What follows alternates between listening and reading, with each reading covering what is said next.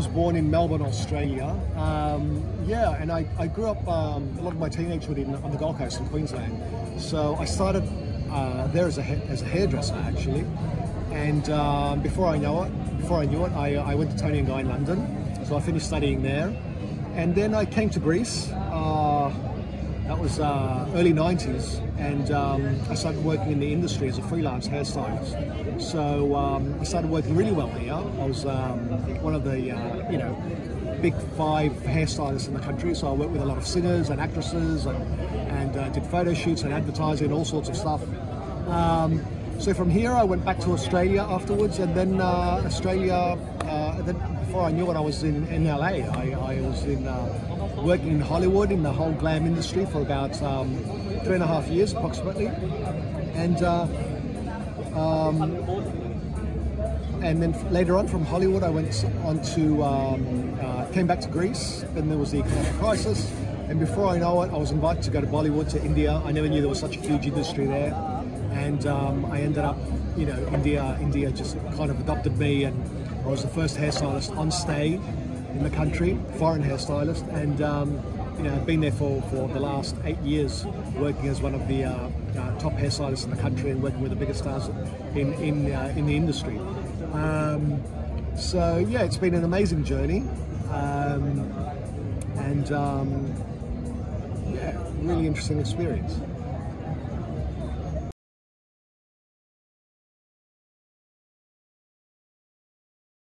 Yeah, I mean, Hollywood, as I said before, was I don't know, the few years there was just such a great experience in the sense of just, the work. As I said, I was one of the top 10 working hairstylists there. So, the money, the work, the lifestyle, the PRing, the partying,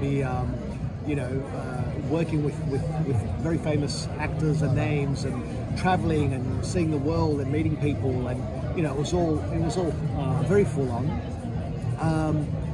A big school, a great school. I feel like I learned so much and grew so much in a very short time.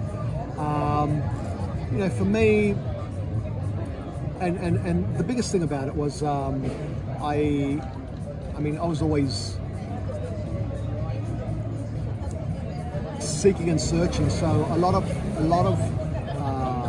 Los Angeles and Hollywood, I could sense and see the superficiality, and the fakeness of the industry. There is a lot of that. I mean, let's be honest.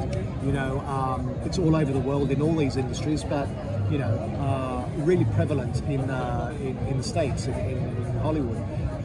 It's all about what do you do? How much do you earn? What can I gain from you? It's all about competitiveness and jealousies and egos, and it's very easy to get into drugs, vanity. The list just goes on and on and on. It's pretty sad and quite an ugly world, really. And it's tough to stay on top. And as the old saying goes, you're as good as your last job, and it's hard to always be, at the top of your game all the time and fight for it all the time. It gets exhausting. Nevertheless, talent does play a part, but also your contacts and just all the ugliness in between. So yeah, I mean, there are good people. The amazing experience for me was that actually the thing that opened my eyes was more so, you'd meet a young actress, up and coming actress, who had just done, say, her first film, and was such a beautiful girl or a beautiful person, and then a year later I'd work with her again, and after, say, winning a Golden Globe, or having a few successful movies or whatever, or making money, money and fame, really I saw how it destroyed people, in a negative sense. All of a sudden they were like big divas, or very demanding, or very just ugly energy, and you think, wow, a year ago this person was so different, and it's like I don't recognize this person anymore, and I'd see that quite often.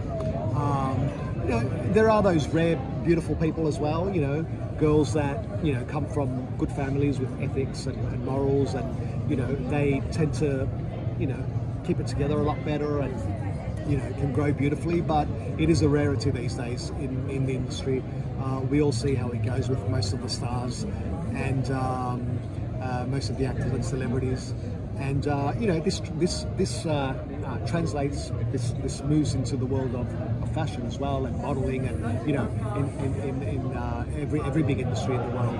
So it's pretty sad. And so basically, the biggest difference for me with Bollywood was that India was, I don't know, I was in a different place as well, but India was a lot more, not that it doesn't happen there, but generally because it is a culture that's, you know, rooted in their culture, and they're more spiritual, and they're more, you know, they're very warm and very family orientated, and there's a lot going on with the culture.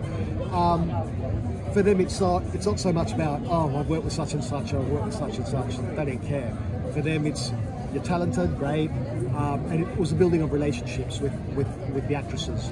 So India was interesting from that aspect, that it was more, felt more genuine. The relationships were more genuine and warm, and based on kindness and goodness and talent, of course. But yeah, so it was a very different, welcoming type of industry, and a very different experience. I've been there now for 8 years. It's been an amazing journey. You know, working with, as I said, with the biggest stars of India, doing film and photo shoots and film promotions and events and red carpet all over the world, from the Cannes Film Festival to Met Gala in New York to you know, all sorts of stuff, film promotions, and also photo shoots, you know, like Vogue India and all that sort of stuff. So yeah, it's been a really interesting experience.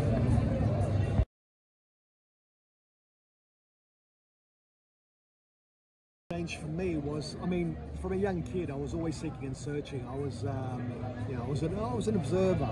I always questioned life, questioned, you know, is there life after death? Is there, you know, why is there so much suffering in the world? Why is there so much hardship?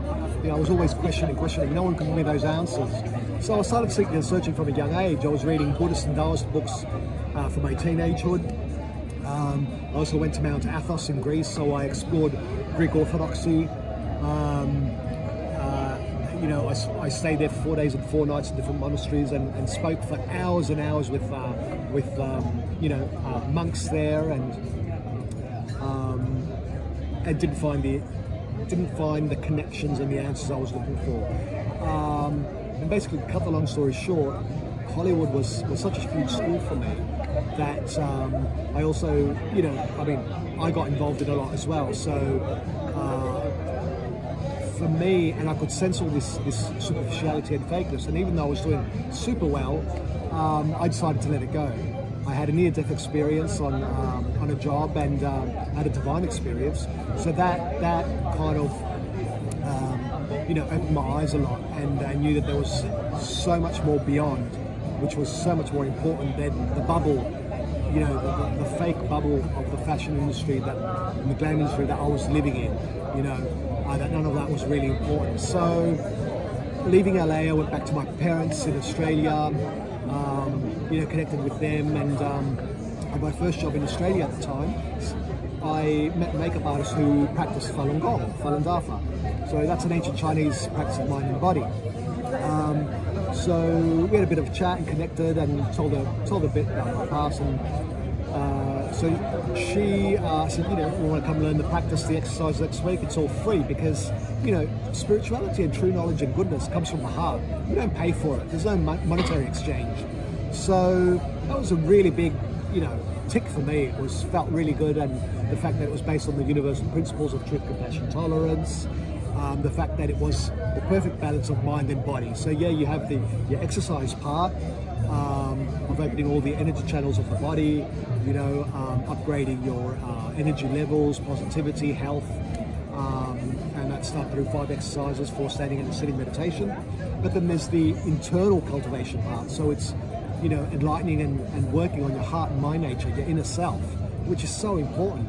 And once you become aware of how that magically works in the universe, you know, humanity, I think people have forgotten that connection, that as we upgrade that our energy levels.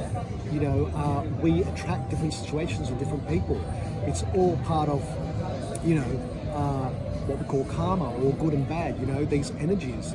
And, you know, it's so important to evolve as a human being, and evolve in a positive way through goodness, you know.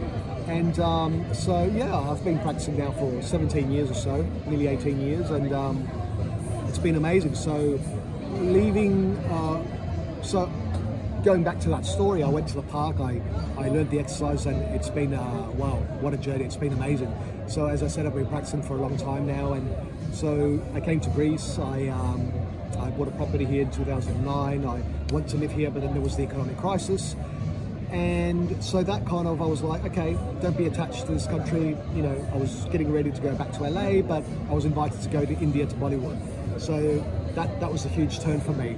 But going back as a different person, you know, seeing things in a very different light, seeing things very positively, and always being a positive influence, I think that played a big part. So the connections there have been amazing. Working there for 8 years has been amazing.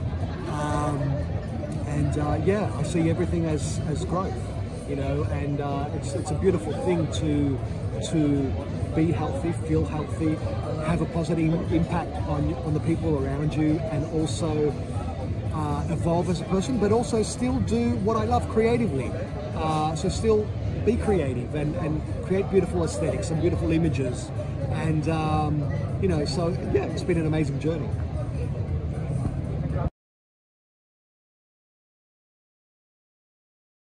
My plans are to eventually live in Greece. I mean, I love Greece. For me, I've been to over 6 countries in the world, and this is the best country in the world, honestly. It's just so, it has everything anyone would ever desire. I mean, the hospitality, the people, the food, the weather, the sea, the sun. I mean, it's magic.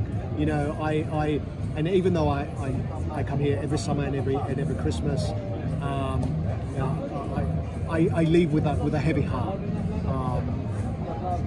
It's just beautiful. I always feel like I'm on a holiday here.